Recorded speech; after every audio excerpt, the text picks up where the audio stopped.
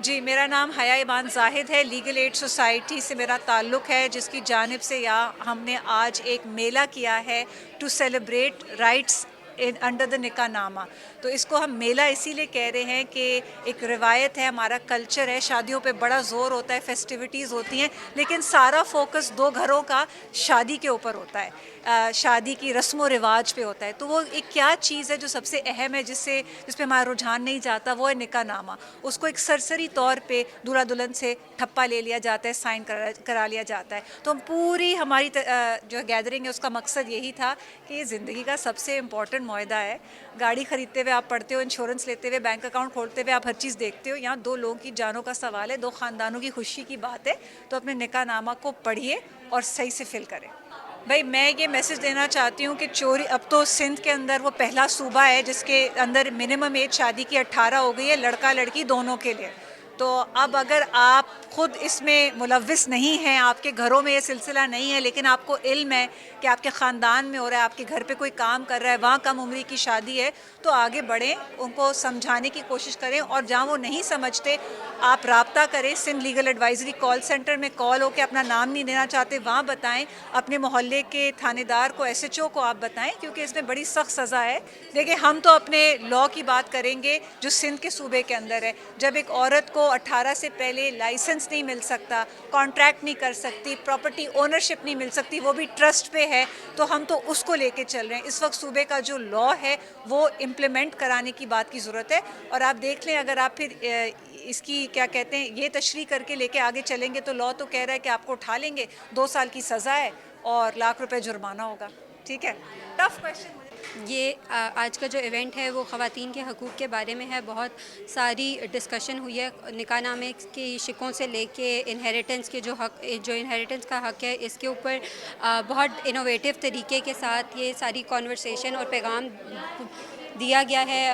مختلف گیمز ہیں، ایک بہت آرٹ کے ذریعے یہ پیغام دیا گیا ہے. میرا نام امل اقبال ہے اور میں لیگل ایڈ سوسائٹی میں ایز این ایسوسیٹ کام کرتی ہوں. آج کا پروگرام جیسا آپ سب نے وٹنس کیا کہ ہم نے ایک بہت ڈفرینٹ اپروچ لی اویئرنیس کریٹ کرنے کی.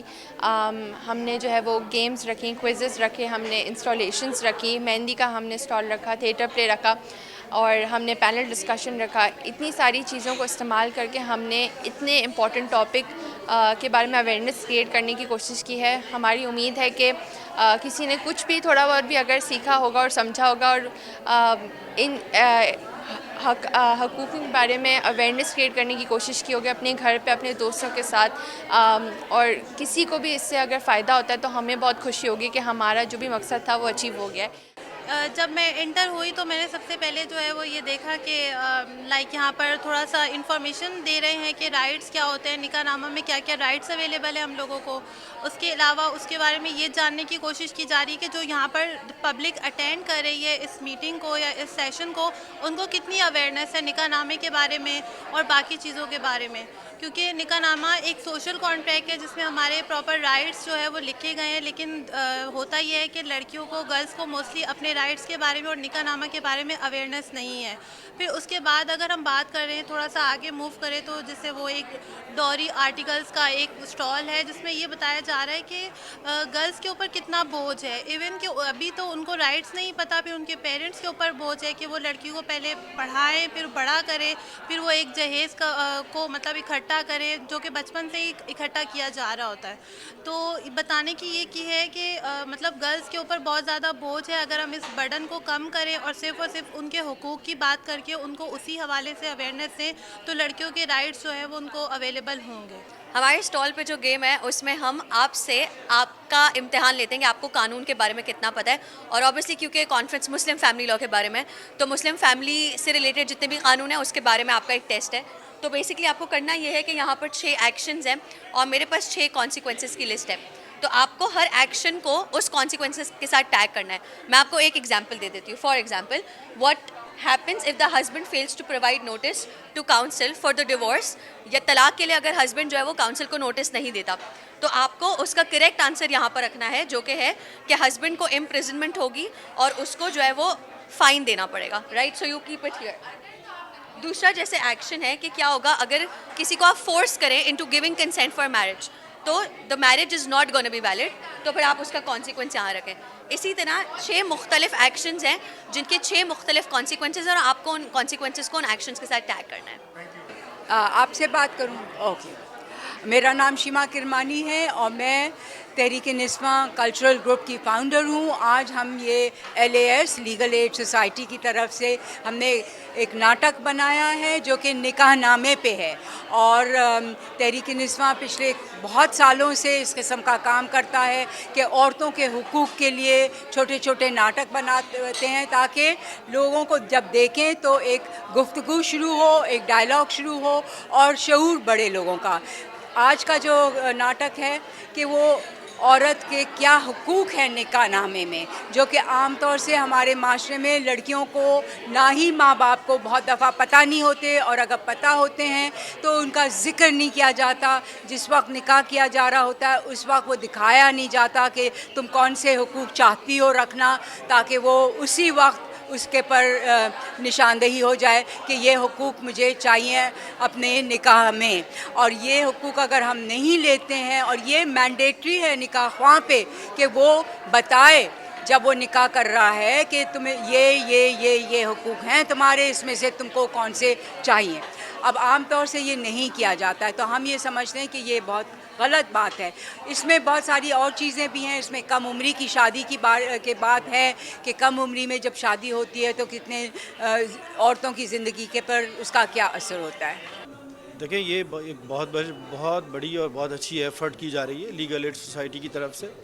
ہمارا جو کلچر ہے, جو ہماری سوسائٹی ہے, اور جس طرح کے انوائرمنٹ میں ہم رہ رہے ہیں, تو اس چیز کو دیکھ کے اگر آپ اس طرح لیں کہ یہ ایک بہت بڑا برڈن ہے پیرنٹس کے اوپر. ٹھیک ہے, اچھا پہلے چونکہ سب کانٹیننٹ تھا اور مسلم اور جو ہے وہ ہندو ایک ساتھ رہتے تھے, تو مسلمانوں میں بہت ساری ایسی چیزیں بھی آ گئیں جو کہ ہماری نہیں تھیں, اور وہ اس طرح آئیں کہ وہ ایک ہی سوسائٹی میں رہتے تھے, ایک ساتھ رہتے تھے, تو مسلمان جو ہے وہ انفلوئنس ہو گئے ہندوؤں سے, اور یہ بیسیکلی کلچر وہاں سے آیا.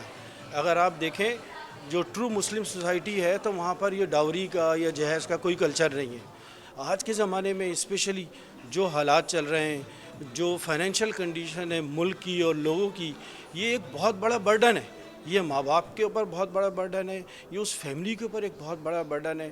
ہم سب کو سوسائٹی کے ممبرز ہونے کے ناطے سب کی یہ ذمہ داری بنتی ہے کہ ہم اس کلچر کو ڈسکریج کریں, اور اس کلچر کو ڈسکریج کرنے کا جو بیسٹ طریقہ یہ ہے کہ ہم اپنے گھر سے اس کو اسٹارٹ کریں, ہم اپنی فیملی سے اس کو اسٹارٹ کریں, اور جہاں جہاں پاسبل ہو سکتا ہے ہم اس کو اٹھائیں اور بات کریں. اور جو لوگ اس کے فیور میں ہیں یا جو لوگ اس کو سپورٹ کرتے ہیں, ہم اپنی باتوں سے اور اپنے ایکٹ سے ان کو بھی سمجھائیں کہ یہ ایک اچھی بات نہیں ہے, یہ ایک اچھا عمل نہیں ہے. ہم سوسائٹی کے اندر وہ چیزوں کو لے کر آئیں جو کہ لوگوں کو ہیلپ آؤٹ کرے, جو سوسائٹی کو ہیلپ آؤٹ کرے, اور جیسے حالات چل رہے ہیں اس کے اندر وہ لوگوں کو ریلیز دے اور ایک کمفرٹ دے. یہ ماں باپ بیچارے جو ہے نا 8-8 سال 10-10 سال 15-15 سال اپنی بیٹی کے لیے جو ہے نا جہیز جمع کر رہے ہوتے ہیں, رائٹ. یہ اتنا بڑا برڈن ہوتا ہے, جبکہ بیسٹ چیز جو ہے جو دین میں بھی ہے, اسلام میں بھی ہے, وہ ہے تعلیم. آپ نے اپنی اولاد کو اور اپنی بیٹی کو اسپیشلی اگر تعلیم کے زیور سے آراستہ کر دیا تو ماں باپ کی طرف سے یہ بیسٹ گفٹ ہے. اور اگر کسی شخص کو ایک پڑھی لکھی بیوی مل جاتی ہے تو میں سمجھتا ہوں کہ وہ اس کی آنے والی جو نسلیں ہوتی ہیں نا, ان کے لیے بھی کارآمد ہوتی ہے. تو ہمیں اپنی اولاد کو اور اپنے لوگوں کو وہ ایجوکیشن, وہ زیور دینا ہے جس سے نسل در نسل فائدہ ہو. یہ تو ٹیمپریری چیزیں ہوتی ہیں, یہ عارضی ہوتی ہیں, یہ 2 سال 3 سال کے بعد ختم ہو جائیں گی. کپڑا لتا ہے, نیا فیشن آیا, ختم ہو گیا. فریج ٹی وی ہے, مہینے 2 مہینے کے بعد اور یا سال 2 سال کے بعد خراب ہوا, ختم ہو گیا. نیا ماڈل آیا, ختم ہو گیا, گون. تو اور یہ پھر نیچے کے لیول سے نہیں, یہ اوپر کے لیول سے بھی آنی چاہیے. جو ہمارے صاحب اقتدار لوگ ہیں, جو ہمارے جو معاشرے کے پڑھے لکھے لوگ ہیں, ان کی طرف سے بھی آنی چاہیے. تو اوور آل اس کا جو اثر آئے گا سوسائٹی میں اس وقت آئے گا جب سب مل کے اور جو ہے نا اس کے لیے ایفرٹ کریں گے. Thank you.